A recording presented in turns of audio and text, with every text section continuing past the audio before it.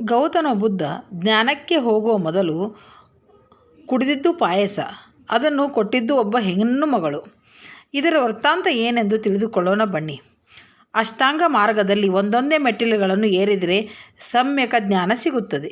ಆದರೆ ಸಮಾಧಿ ಸ್ಥಿತಿಗೆ ತಲುಪುತ್ತಾರೆ. ಇಂಥವರಿಗೆ ದೇವತೆಗಳೇ ಮಳೆಗೆರೆಯುತ್ತಾರೆ. ಇವರಿಗೆ 7-8 ಜನ್ಮದ ಪೂರ್ವ ಸ್ಮರಣೆಗಳನ್ನು ನೆನಪಾಗುತ್ತದೆ. ಜೀವನದಲ್ಲಿ ಶಾಂತಿ, ದೃಢ ವಿಶ್ವಾಸ ಕೊಂಡುಕೊಳ್ಳಲು ಪ್ರತಿಯೊಂದು ಬೀಗಕ್ಕೂ ಅದರದೇ ಆದ ಕೀ ಇರುವಂತೆ ಮನುಷ್ಯನ ಪ್ರತಿಯೊಂದು ಸಮಸ್ಯೆಗೂ ಬುದ್ಧನ ತತ್ವಗಳಿಂದ ಪರಿಹಾರ ಸಿಗುತ್ತದೆ. ಇದು ಗೌತಮ ಬುದ್ಧನ ಜ್ಞಾನಕ್ಕೆ ಹೋಗುವ ಮೊದಲಿನ ಕತೆ.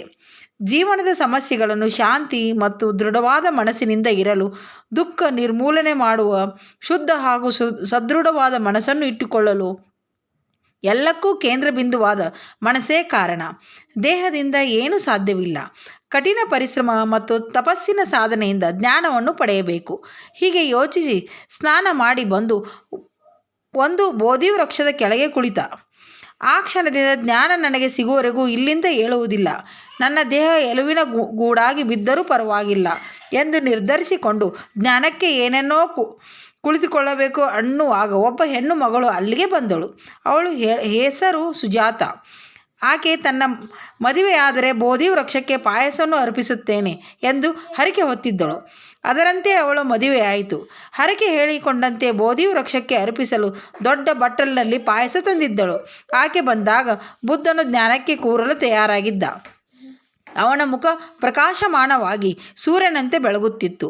ಇದನ್ನು ನೋಡಿದ ಸುಜಾತ, ನಾನು ವೃಕ್ಷ ದೇವತೆ ಮರದ ರೂಪದಲ್ಲಿರುತ್ತದೆ ಎಂದುಕೊಂಡಿದ್ದೆ, ಆದರೆ ಮನುಷ್ಯನ ರೂಪದಿಂದ ಬಂದಿದೆ ಎಂದುಕೊಂಡಳು. ಹತ್ತಿರ ಬಂದು ಬುದ್ಧನನ್ನು ನೀನು ವೃಕ್ಷ ದೇವತೆಯ ಎಂದು ಕೇಳಿದಳು. ಬುದ್ಧನು ಸುಮ್ಮನಿದ್ದ. ಆಕೆಯೇ, ನಿನಗೆ ಹರಕೆ ಹೊತ್ತಿದ್ದೆ, ನನಗೆ ಮದುವೆ ಆಗಿದೆ, ಅದಕ್ಕಾಗಿ ಪಾಯಸ ತಂದಿದ್ದೇನೆ, ತೆಗೆದುಕೋ ಎಂದು ಕೊಟ್ಟಳು. ಕಣ್ಣು ತೆರೆದ ಬುದ್ಧ, ನನಗೆ ಪಾಯಸ ಕೊಡುತ್ತಿದ್ದೀಯಾ? ಕೊಡು, ಇದು ನನಗೆ ಇವತ್ತಿನ ಭಿಕ್ಷೆ ಎಂದ. ಆಕೆ, ಇದು ಭಿಕ್ಷೆಯಲ್ಲ, ನೈವೇದ್ಯ ಎಂದಳು. ನಿನ್ನ ನೈವೇದ್ಯ ನನಗೆ ಭಿಕ್ಷೆ ಎಂದು ತೆಗೆದುಕೊಂಡು ಪಾಯಸವನ್ನು ಕುಡಿದ. ಸೂರ್ಯಾಸ್ತವಾಗುವ ಸಮಯ. ಆಕಾಶವೆಲ್ಲ ಕೆಂಪಾಗಿತ್ತು. ವಾತಾವರಣ ತಿಳಿಯಾಗಿತ್ತು. ಸುಜಾತ ಕೊಟ್ಟ ಪಾಯಸ ಕುಡಿದನು. ಜ್ಞಾನಕ್ಕೆ ಹೋಗುವ ಮೊದಲು ಕುಡಿದ ಕಡೆಯ ಪಾಯಸ ಅದು. ಆಕೆ ಹೊರಟಳು.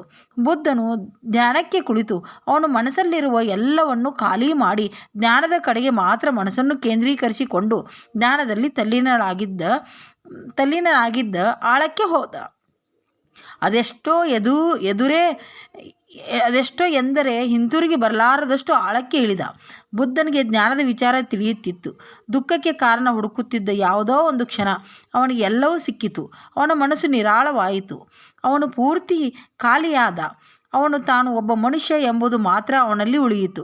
ತಂದೆ, ತಾಯಿ, ಬಂಧು ಬಳಗ, ಸಂಬಂಧಗಳು, ಗೆಳೆಯರು ಯಾವುದೂ ಇರಲಿಲ್ಲ. ವೈಶಾಖ ಪೂರ್ಣಿಮೆಯ ದಿನವೇ ಬುದ್ಧ ಹುಟ್ಟಿದ್ದು. ಇದೇ ವೈಶಾಖ ಪೂರ್ಣಿಮೆ ದಿನ ಅವನಿಗೆ ಜ್ಞಾನ ಸಿಕ್ಕ ಬುದ್ಧನಾದನು. ತನ್ನ ಸಂತೋಷವನ್ನು ಹಂಚಿಕೊಳ್ಳಲು ಅವನ 5 ಜನ ಗೆಳೆಯರನ್ನು ಹುಡುಕಿಕೊಂಡು ಸಾರನಾಥಕ್ಕೆ ಬಂದನು.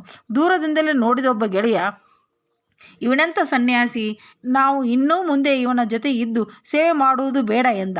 ಅಷ್ಟೊತ್ತಿಗೆ ಬುದ್ಧನು ಅವನ ಹತ್ತಿರದಿಂದ ನೋಡಿದ ಗೆಳೆಯರು, ಇವನು ಹಳೆಯ ಬುದ್ಧ ಅಲ್ಲ, ಇವನೇ ಬೇರೆ ರೀತಿ ಇದ್ದಾನೆ. ಇವನೇನಾದರೂ ಅವನಾಗಿಲ್ಲ. ಈಗ ಇವನು ನಿಜವಾಗಿಯೂ ಬುದ್ಧನಾಗಿದ್ದಾನೆ, ಇವನಿಗೆ ಜ್ಞಾನೋದಯವಾಗಿದೆ ಎಂದು 5 ಶಿಷ್ಯರಿಗೆ ಅನಿಸಿತು. ಬುದ್ಧ ಹತ್ತಿರ ಬಂದು ಗೆಳೆಯರನ್ನು ಮಾತನಾಡಿಸಿ ತನಗೆ ದೊರೆತ ಜ್ಞಾನವನ್ನು 5 ಜನ ಶಿಷ್ಯರಿಗೆ ಉಪದೇಶ ಮಾಡಿದನು.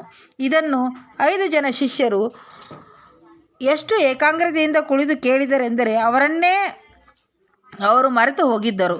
ಒಬ್ಬ ಗೆಳೆಯ ಬುದ್ಧನಿಗೆ ಹೇಳಿದ, ನೀನು ಭಿಕ್ಷೆ ಬೇಡಲು ಹೋಗಿದ್ದರಿಂದ ನಿನ್ನ ಮೇಲೆ ನಂಬಿಕೆ ಹೊರಟು ಹೋಗಿತ್ತು.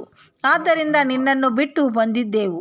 ಯಾಕೆ ಹಾಗೆ ಮಾಡಿದೆ ಎಂದು ಕೇಳಿದರು. ಅದಕ್ಕೆ ಬುದ್ಧ ಹೇಳಿದ, ನಿಸರ್ಗದ ವಿರುದ್ಧ ಅಂದರೆ ಸಹಜವಾದ ಮನುಷ್ಯನ ಬಯಕೆಗಳನ್ನು ತ್ಯಜಿಸಿ ಹೋದರೆ ದೇಹಕ್ಕೆ ತೊಂದರೆಯಾಗುತ್ತದೆ. ದೇಹದ ತೊಂದರೆ ಮನಸ್ಸಿಗೆ ಹಿಂಸೆಯಾಗುತ್ತದೆ. ದ್ವಾದಶಿ ಚಿಂತೆ ಇಟ್ಟುಕೊಂಡು ಏಕಾದಶಿ ಮಾಡಿದರೆ ಅರ್ಥವಿಲ್ಲದಂತಾಗುತ್ತದೆ. ಆದರೆ ಊಟ ಬಿಡುವುದು ಎಂದರೆ ಭಗವಂತನ ಸಮೀಪವೇ ಕುಳಿತು ಹಸಿವು ಬಾಯಾರಿಕೆಗಳನ್ನು ಮರೆಯುವಷ್ಟು ಜ್ಞಾನದಲ್ಲಿ ಮುಳುಗಿದರೆ ಅದು ಏಕಾದಶಿ. ಉಪವಾಸ ಆಗುತ್ತದೆ. ಸಾಧ್ಯವಿಲ್ಲವೆಂದರೆ ಮಧ್ಯಮ ಮಾರ್ಗ ಆಯ್ದುಕೊಳ್ಳಬೇಕು. ಅಂದರೆ ಈ ಪ್ರಪಂಚದ ಆಕರ್ಷಣೆಗಳು ನಮ್ಮನ್ನು ಎಳೆಯುತ್ತದೆ, ವಾಸನೆಗಳು ಸೆಳೆಯುತ್ತದೆ, ಮನಸ್ಸು ಬಯಸುತ್ತದೆ, ಸಿಗದಿದ್ದರೆ ಬಿಡುವುದಿಲ್ಲ. ಸಹಜವಾದ ಆಶೆಗಳನ್ನು ಕೊಲ್ಲುವ ಹಠಯೋಗಕ್ಕಿಂತ ರಾಜಯೋಗ ಒಳ್ಳೆಯದು. ಅಗತ್ಯವಿರುವಷ್ಟು ಆಹಾರ ಕೊಟ್ಟು ಮನಸ್ಸನ್ನು ಸ್ಥಿಮಿತದಲ್ಲಿಡುವಂಥ ಮಾಧ್ಯಮ ಮಾರ್ಗ ಒಳ್ಳೆಯದು. ಜ್ಞಾನ ಪಡೆದ ಮೇಲೆ ಗೌತಮನು ಬುದ್ಧನಾದನು. ಸಾಮಾನ್ಯ ಜನರಿಗೂ ಅರ್ಥವಾಗುವಂತೆ ಅವುಗಳನ್ನು ಪಾಲಿ ಭಾಷೆಯಲ್ಲಿ ತಿಳಿಸಿದನು. ಕಣ್ಣು ಮನಸ್ಸು ಯಾವಾಗಲೂ ಒಳ್ಳೆಯದನ್ನೇ ಗಮನಿಸಬೇಕು. ಆರ್ಯ ಸತ್ಯಗಳು, ಪಂಚಾಂಗ, ಶಿಲಾ ಮತ್ತು ಅಷ್ಟಾಂಗ ಮಾರ್ಗ, ಇವು 3 ಬುದ್ಧನ ತತ್ವಗಳು. ಅಷ್ಟಾಂಗ ಮಾರ್ಗದಲ್ಲಿ ಒಂದೊಂದೇ ಮೆಟ್ಟಿಲುಗಳನ್ನು ಏರಿದರೆ ಸಮ್ಯಕ ಜ್ಞಾನ ಸಿಗುತ್ತದೆ. ಅಂದರೆ ಸಮಾಧಿ ಸ್ಥಿತಿಗೆ ತಲುಪುತ್ತಾರೆ. ಇಂಥವರಿಗೆ ದೇವತೆಗಳೇ ಮಳೆಗೆರೆಯುತ್ತಾರೆ. ಇವರಿಗೆ 7 ಜನ್ಮದ ಪೂರ್ವ ರಕ್ಷಣೆಗಳನ್ನು ಸ್ಮರಣೆಗಳನ್ನು ನೆನಪಾಗುತ್ತದೆ. ಜೀವನದಲ್ಲಿ ಶಾಂತಿ, ದೃಢ ವಿಶ್ವಾಸ ಕಂಡುಕೊಳ್ಳಲು ಪ್ರತಿಯೊಂದು ಬೀಗಕ್ಕೂ ಅದರದೇ ಆದ ಕೀ ಇರುವಂತೆ ಮನುಷ್ಯನ ಪ್ರತಿ ಸಮಸ್ಯೆಗೂ ಬುದ್ಧನ ತತ್ವಗಳಿಂದ ಪರಿಹಾರ ಸಿಗುತ್ತದೆ. ಬುದ್ಧಂ ಶರಣಂ ಗಚ್ಚಾಮಿ, ಧರ್ಮಂ ಶರಣಂ ಗಚ್ಚಾಮಿ, ಸಂಘಂ ಶರಣಂ ಗಚ್ಚಾಮಿ.